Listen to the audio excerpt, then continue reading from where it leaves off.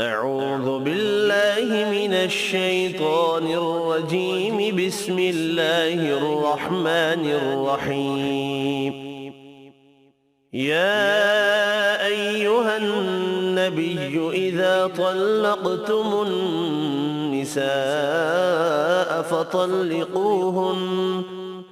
فطلقوهن لعدتهن وأحصوا العدة واتقوا الله ربكم لا تخرجوهن من بيوتهن ولا يخرجن إلا أن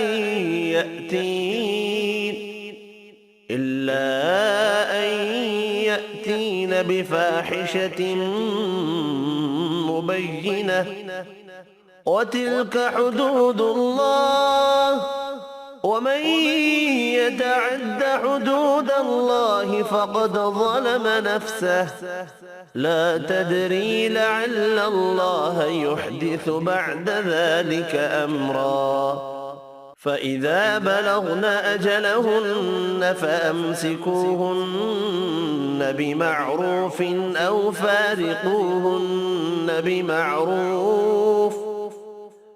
فارقوهن بمعروف وأشهدوا ذوي عدل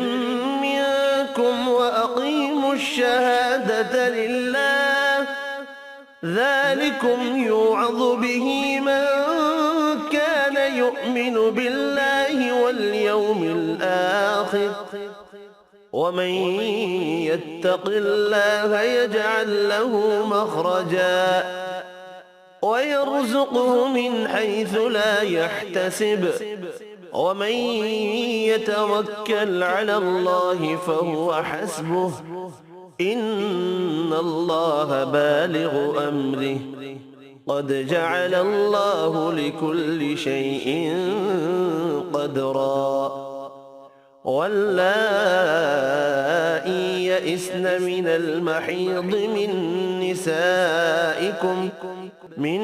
نسائكم إن ارتبتم فعدتهن ثلاثة أشهر واللائي لم يحضن وأولاة الأحمال أجلهن أن يضعن حملهن ومن يتق الله يجعل له من أمره يسرا. ذلك أمر الله أنزله إليكم ومن يتق الله يكفر عنه سيئاته ويعظم له أجرا. أسكنوهن من حيث سكنتم من وجدكم ولا تضاروهن لتضيقوا عليهن وإن كن أولات حمل فأنفقوا عليهن حتى يضعن حملهن فإن أرضعن لكم فآتوهن أجورهن وأتمروا بينكم بمعروف وإن تعاسرتم فسترضع له أخرى لينفق ذو سعة من سعته ومن قدر عليه رزقه فلينفق مما آتاه الله لا يكلف الله نفسا إلا ما آتاها سيجعل الله بعد عسر يسرا. وكأي من قرية عتت عن أمر ربها ورسله فحاسبناها حسابا شديدا فحاسبناها حسابا شديدا وعذبناها عذابا نكرا فذاقت وبال أمرها وكان عاقبة أمرها خسرا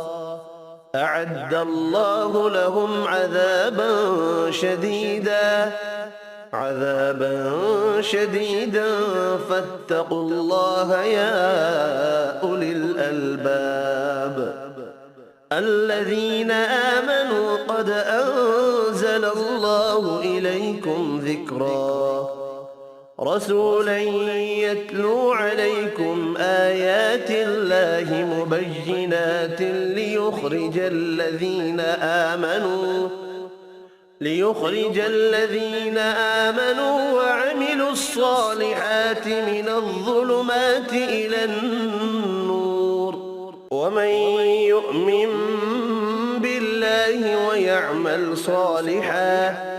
ويعمل صالحا يدخله جنات تجري من تحتها الأنهار خالدين فيها أبدا قد أحسن الله له رزقا الله الذي خلق 7 سماوات ومن الأرض مثلهن يتنزل الأمر بينهن لتعلموا أن الله على كل شيء قدير وأن الله قد أحاط بكل شيء علما صدق الله العظيم.